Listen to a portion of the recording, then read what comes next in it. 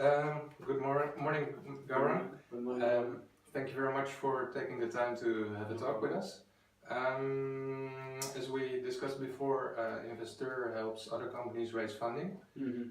So we started doing a series of interviews with new startups and CEOs who've done that before.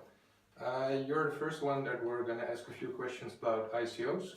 That's great. Thank you for that. Because we think it's very interesting for people who view our channel and who consider raising funds in the future as an alternative way of doing that. So I'm going to be asking questions about that. Share whatever you like about it. And thank you for that. yeah, thank you for educating our viewers. So yeah, after the interview, you can say thank you. So before we go into the ICO itself, can you explain a little bit more what Indorse does? Sure. So at Indorse, we are building kind of like a LinkedIn on the blockchain. So we are building a decentralized professional network. Yeah. So Indorse actually stands on 3 pillars. The first one is about owning your data. So if you go to any of the social networks, you don't own your data. They can do anything they want with it. And this is evident by scandals like Cambridge Analytica that happened with Facebook and several other scandals. Second is about monetization of your data, because right now if you go on Facebook, Instagram, WhatsApp, anything, like every click, every share that you do, you're making a lot of dollars for them. But as a user, you don't get anything out of it. And third thing is about validations, because on LinkedIn I can go and say anything, and people have to take me at my face value. So we are using blockchain technology to solve all these 3 problems. Using blockchain, you can get ownership on your data. Using the token model, and that's why we did the ICO, you can monetize your data. And third thing is about validations. So everything that you put on Indorse has to be validated. So essentially it becomes like a trust machine and a truth source of truth essentially. Can you explain a little bit how the validation part works? Yes, so there are multiple types of validations that we are looking at, but the main innovation in Indorse is the protocol that we built, which is called AIP, Anonymous Endorsement Protocol. Just to give you an example, so if you say, Robin, that you know Java, that becomes okay. Suppose we say, so we'll see how it goes. If you say that you know Java, that becomes a claim. Along with that, you have to attach a proof element. So now what you could do is you could attach a link to your GitHub repository or something like that. And when you do this claim will go for endorsements to multiple people on the platform. So suppose it goes to 10 people. Each of them, they will look at your proof element, they will look at your claim, and based on that, they will either endorse you or flag you. So once you achieve a consensus, majority consensus, then your claim will be endorsed. So for this activity, all the actors in this system get compensated or get rewarded in the form of IND tokens. And the major innovation is that these guys, all the validators, they are chosen at random. So they might be people you don't know, or they don't know you. That's why the entire endorsement protocol is anonymous in nature. So people won't have any bias against you. They will have a very objective validation on your claim. And the large benefit, I assume, is basically once you want to search for a job later on, you build up your profile within Indorse. You have a very trackable and verifiable resume, basically, that makes recruitment much easier. Exactly. So nowadays how recruitment works is that all these HR and recruiters, they go to LinkedIn, they put a keyword like JavaScript or Java, and they get all the profiles which have Java as their skill. But as a recruiter, then I had to spend like multiple hours going through the resume, trying to guess whether this person actually knows Java, then call him for an interview, give him a test, all these things. So we can remove all those hurdles and make it much easier and verifiable for the recruiters. Very cool approach. Thank you. Now I'd like to go a little bit more into how you set up the ICO and why. Like I said, it's the first interview we do on ICOs. Probably everybody by now has heard something about it. but most people probably don't entirely get what an ICO is. Can you try to explain a little bit from your point of view what the main characteristics of an ICO are in general? Yeah, sure. So ICO stands for Initial Coin Offering. So since the last year, I would say, this phenomena has gathered a lot of interest all over the world. Idea is that any company, any blockchain company right now, can create kind of a token on the blockchain. It's called ERC20 standard. This token represents some utility on the platform. So if you take an example of Microsoft or I don't know, Google, so if Microsoft wants to sell you Office, MS Office, and before even they build it or launch it, they can start selling you the licenses of MS Office at a heavy discount. So as an early adopter or as an early supporter of Microsoft, you can get the license at a much cheaper rate. And when it fully launches, you can start actually trading the licenses. So if they sell you at a 80% discount, you can actually sell it to other people at 40% discount. You still make 40% back. So that's the original idea, having a utility on the tokens. So yeah, that's how it's been working. Thank you for explaining that. Can you tell us a little bit more about when and why you decided to set up an ICO specifically for Indorse? That's a great question. So this is actually my second blockchain company. So we were working on Ethereum last year. At Ethereum we were doing digital diplomas on the blockchain. We also did a pilot with Neon Polytechnic. So we have been working on Ethereum since the last 2.5 years. Since we were very early in the blockchain space, we saw the phenomena of ICOs coming before it became mainstream. But with Ethereum, we couldn't find a token model actually for that company or for that product. Yes, for that product. So then we decided, with Ethereum, one institution was stamping your diploma and saying, hey, you are actually certified. But then we thought, why do you limit yourself to one institution when your community and your peers can actually validate your skills? And then the natural progression was actually towards disrupting platforms like LinkedIn. And there were several other companies who were trying to do Facebook on the blockchain, Wikipedia on the blockchain. So we thought the next progression can be LinkedIn on the blockchain. That's how we started Indorse actually. And basically from the learnings from Ethereum previously, you developed the Indorse new product. And that fitted well in the ICO setup. So that's why you went for that approach to raise funding, right? Okay, very clear. So after you decided to do the ICO, can you describe a little bit how the process went? So which main steps did you take to the pre-sale, for example, of the ICO? Like what was the work that you needed to do to prepare it? And it was a lot of work, let me tell you. We were sleeping 3-4 hours at the night. But yeah, so we started with, so David knew this another investor called Eddie Travia. He has a company called Coincillium. David is your co-founder. Yes, David is my co-founder. And he knew Coincillium from a long time. He has been working with them. So Coincillium invests in Bitcoin and blockchain companies. They are kind of a traditional VC. So we actually pitched to them since we came up with the idea of Indorse. They liked the idea and they did the initial seed investment essentially. And from there it took off actually. So Eddie is a very well-known figure in the blockchain space and he guided us through the entire ICO journey. So once we got the investment, we hired some developers, we were trying to build a POC. Because again, I didn't want to do an ICO just on a white paper. I wanted to have some code out there, some POC out there that people could see, they could use it. And then, so why was it that important for you to have some kind of a POC already? So there have been several companies before us and after us who have done ICOs on white papers and without having any code or any idea what they're doing. So again, David and I, we have always looked at it as a normal startup. So although it's a blockchain startup, we raised a lot of money, but we have looked at it as a startup. So in a startup journey, you always need to have a product before you even go to investors.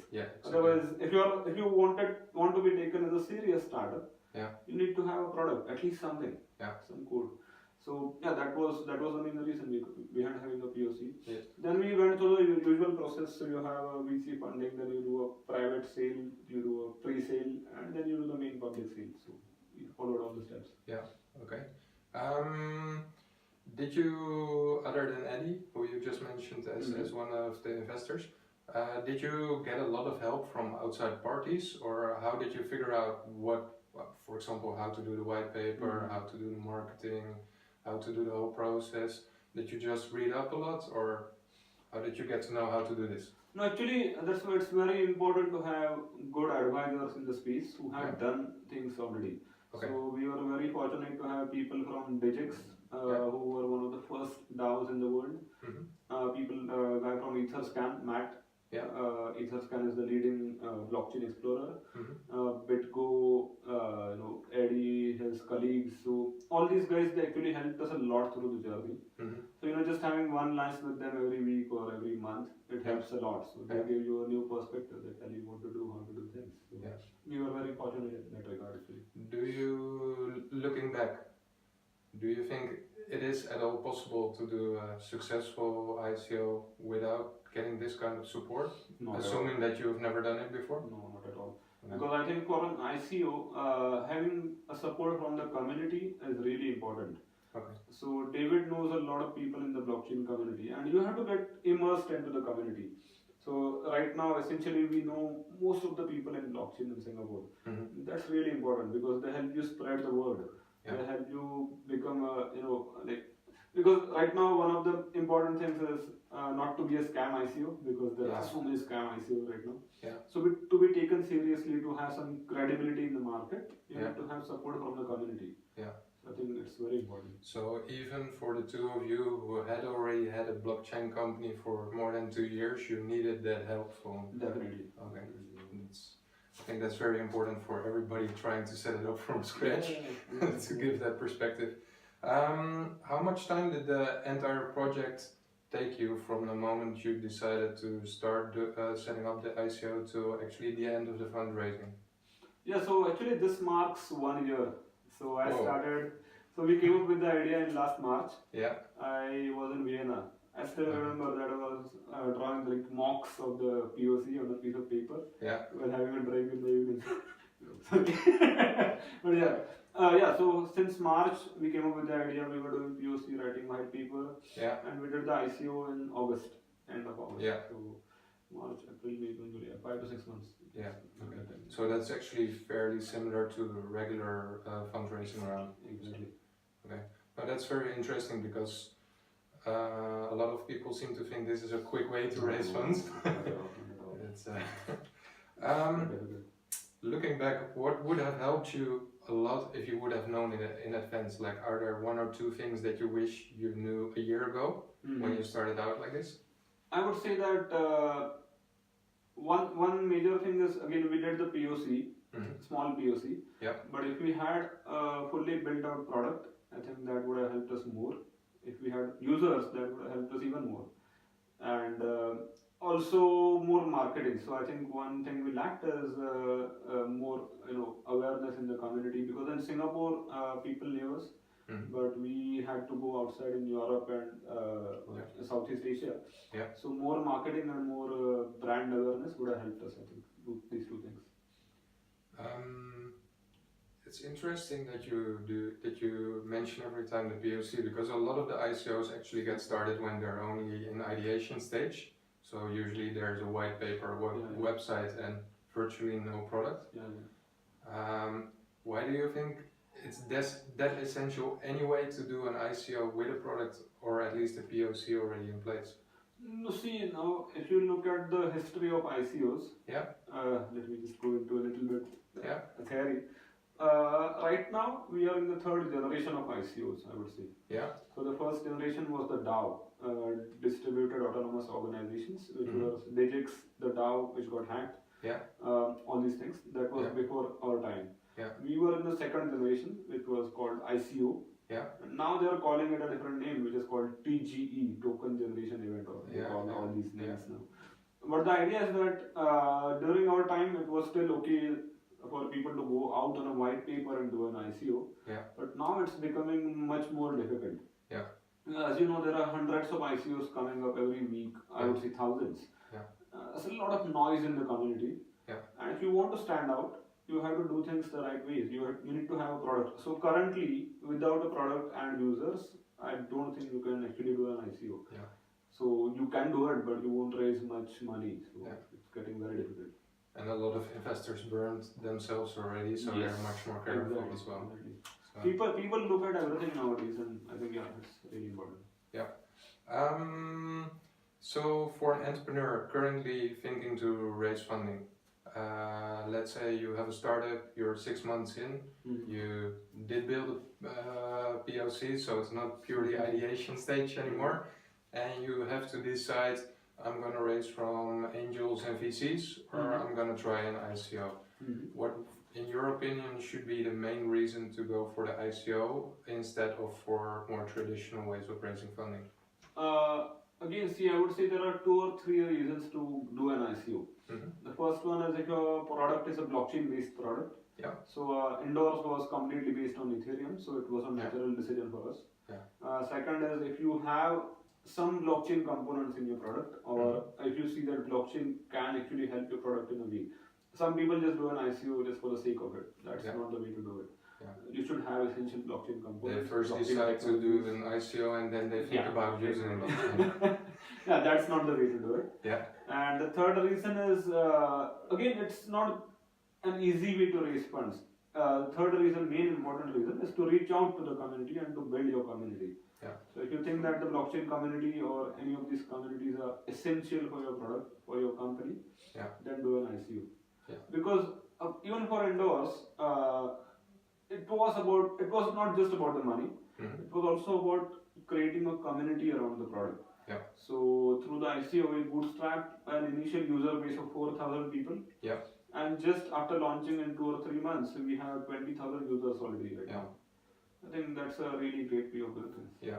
It's also a great way of building traction for your product, right? Exactly. So the main things would be it gives you validation for your idea, because if you raise successfully, it is because a lot of people want what you're going to build. Exactly. It should tie in with blockchain and with a serious application for that. Yep. And you need to be known to the environment and to the people who are in this space. Yeah, And if you have to fake any of those, probably just go for the regular way of fundraising. Is that kind of how I can summarize? Exactly. I think I agree with you. Okay. Those were my main questions. Can you share a little bit how you're from here on going further currently with Indorse? Like, what are the near half-year plans for the company to focus on? Oh, that's a great question. So we just launched on mainnet for the B2B side of the platform. We are launching on mainnet for the B2C side in this month, hopefully. Yeah. So we are already making revenue. We have $5,000 already in the bank, in the wallet. Yeah. And we have a pipeline of companies. Yeah. So my main target is, I think in Q2 or Q3, we would have a mature product. And then it's all about scaling up the business and the processes. Yeah. So the technology and the platform needs to scale up, and it needs to cope up with the influx of users later on. Yeah. Also the business process needs to scale up. We need to start growing organically. Yeah. Right now it's all led through marketing and push from our side. I want to get organic growth in this year. Yeah. So customers coming to you regardless of your marketing. Exactly. Yeah. Well, that's what we all aim for. So I hope this video is going to help with that a little bit. So thank you very much for your time. For the people who are watching this, maybe next time we go much more in depth into ICOs, because there's a lot of technical questions that we could be discussing as well. But thank you very much for explaining this and your experience in this. And thank you for the interview, Robin. Thank you very much. So Gaurang, from your experience as an entrepreneur and as a founder, if there is one tip that any entrepreneur should know from your background, what would it be? Yeah, I would give you just one tip, which is to focus completely on your product, because once you do that, everything will follow. So product is the most important thing, I would say. Okay, thank you very much. Thank you.